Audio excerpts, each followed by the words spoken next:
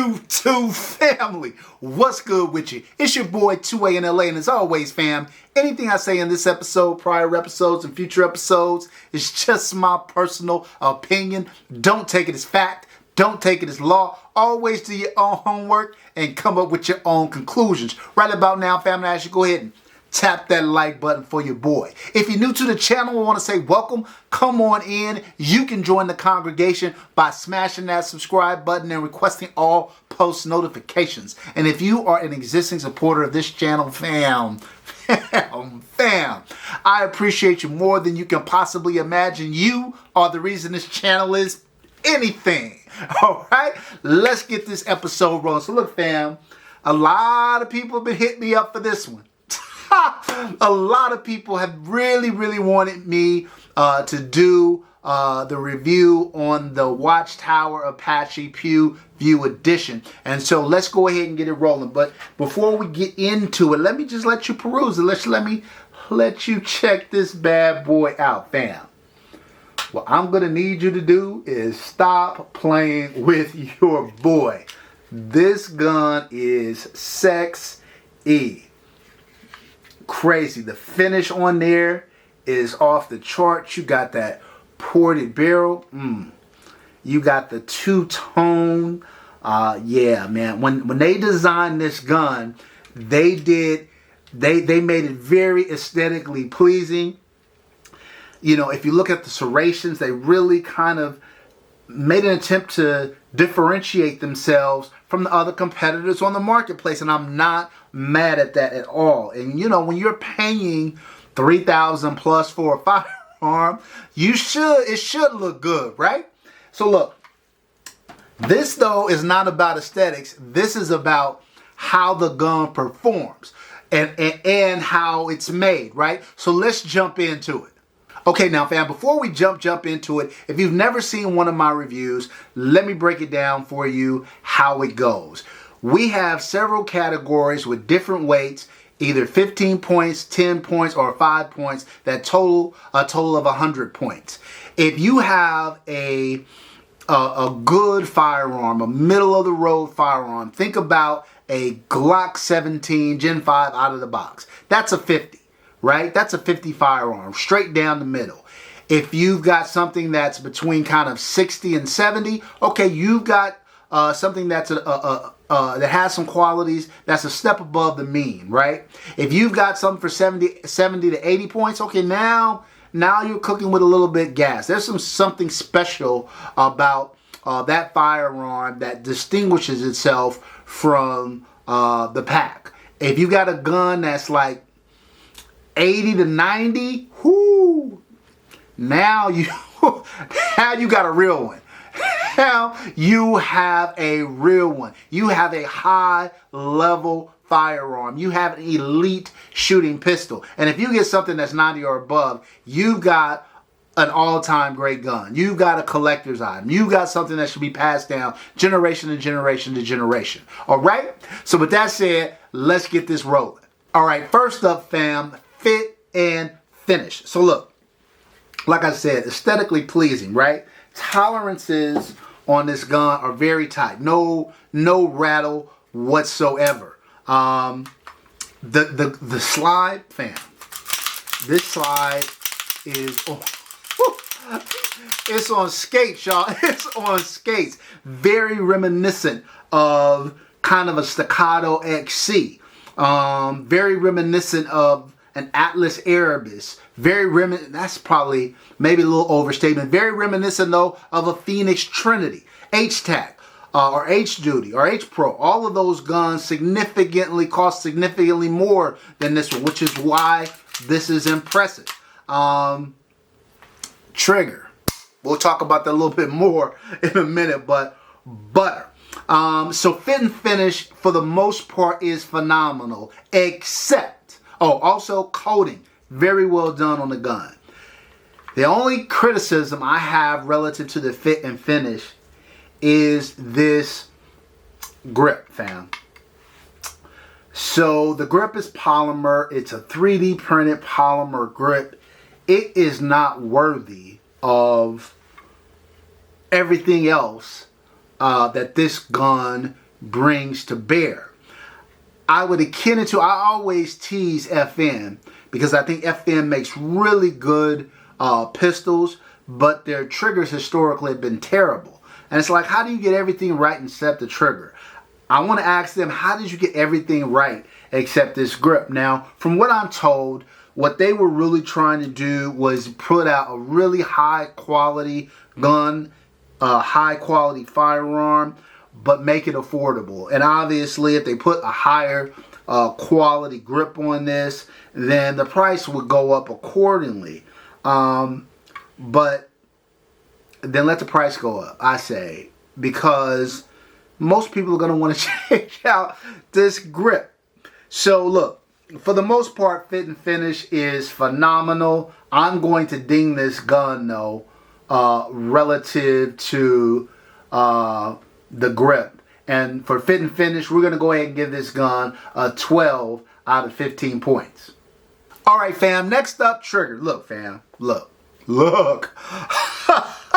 Watchtower did the thing on this. Again, this is a Pew View edition. So Pew View, if you don't watch his channel, he's a shooter, right? And so you would think that the trigger would be reflective of that. I'll put up the poundage up there, that trigger, but look at that.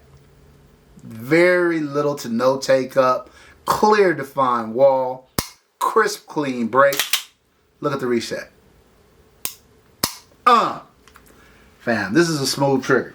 This is a smooth trigger. There is no doubt it.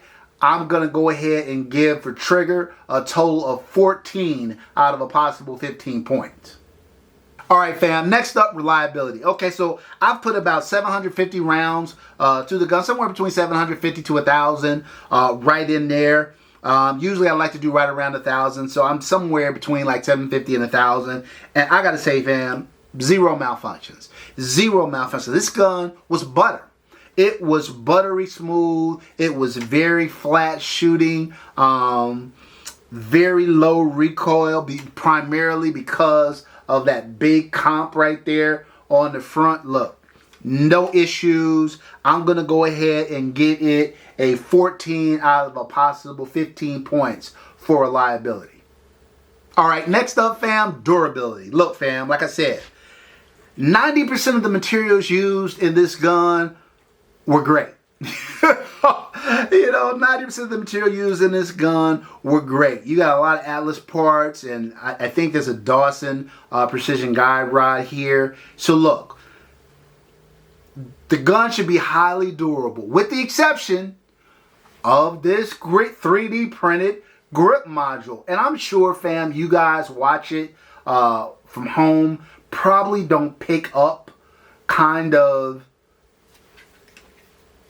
it probably looks fine to you guys on camera. It's funny how some things look much better on camera and some things look much worse. I think the grip module probably looks better on camera than it does in person. Not that it's bad or anything like that, but it definitely has something to be desired. And if you're going to use a 3D printed grip, I got to ding you in durability. So for durability for this firearm, we're only giving it a 12 out of a possible 15.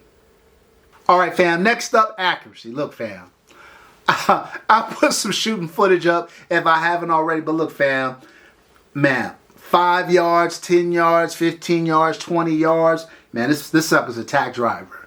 Once I got the dot kind of sighted in, yeah, I had no issues after that. Being very, very accurate from all those distances. So yeah, we're going to give it a lot of love for accuracy. We're going to go ahead and give it a 9 out of a possible 10 points for accuracy.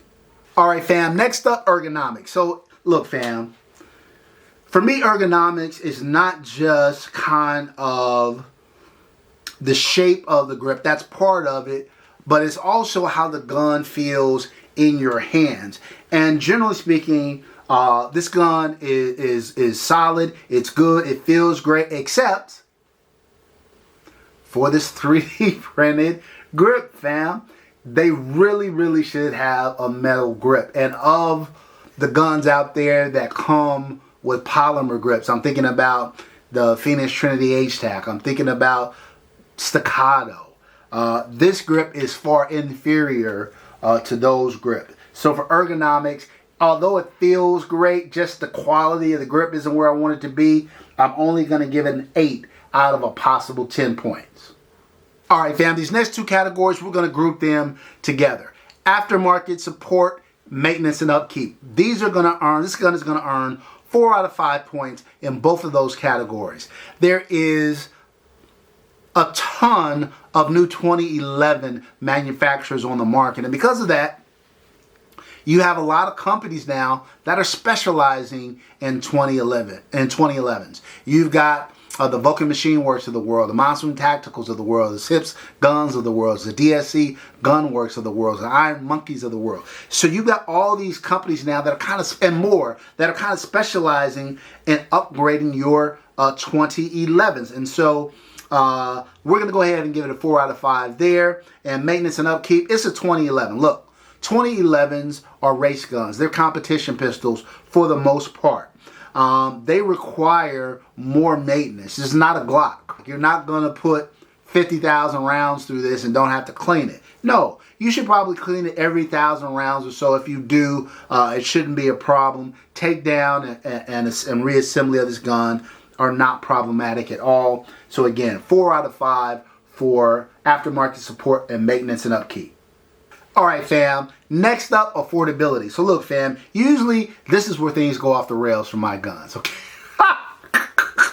This is where usually I run into problems. Usually there's a lot of 1s and a lot of 2s for my firearm, but I will tell you that in the world of 2011s and in terms of quality too, so part of it is affordability. Part of affordability for me is value. What are you getting for your dollar? So I look at kind of like entry 2011s from like that $1,500 to $2,500 range. Your Staccato Ps, your C2s, your CSs, your Bull Armories, your Springfield Prodigies. Those are nice entry-level guns. I'd say this is vastly superior to those. I would put this in that middle tier. That's kind of $3,500 to $5,500. And so relative to what you get, that big honking comp on the front, the beauty of the finish, the serrations, the trigger. I mean, look, this gun almost has it all going for it. And to get that at kind of a $3,600 price point, which is right at the lower end of the range, I think you're getting great value. Even if you replace the grip for $500, $600, you're still sitting at $4,000, $4,100. That's still $400 or $500 cheaper than a Staccato XE. That's still $400 or $500 cheaper than a Phoenix Trinity H-Tac. So look, good value for the money. We're going to go ahead and give it 3 out of 5 points. All right, fam, last up, flex. Is Instagram gonna go crazy? Is YouTube gonna go bonkers? Are your boys gonna be like, oh, right? Is it gonna go down like that? Absolutely. Absolutely. This gun is drop dead gorgeous. It is a shooter. It is on super flex. This gun has garnered so much attention because of the physical aesthetics of the gun. Yeah, fam, for sure, you are going to get 4 out of 5 flex points for the Pew View Watchtower Apache. All right, fam, so look, if you add all of that up, you get a whopping 84 out of a possible 100 points. Look, fam, I told you guys in the beginning, if you get something between 80 and 90, you got a real one. You got a real, you better put a ring on it. You better put a ring on it. And so look, fam, this gun is spectacular. If it had a legit quality grip on it, a legit quality aluminum or steel grip on it, this gun would be well over 85 points. But as it is, it's sitting at 84. Yeah, no, that's a quality firearm. It is 2A-N-LA recommended. All right, that's it for this episode, fam. Until next time, I want all of you guys to take good care of one another. And until then, peace.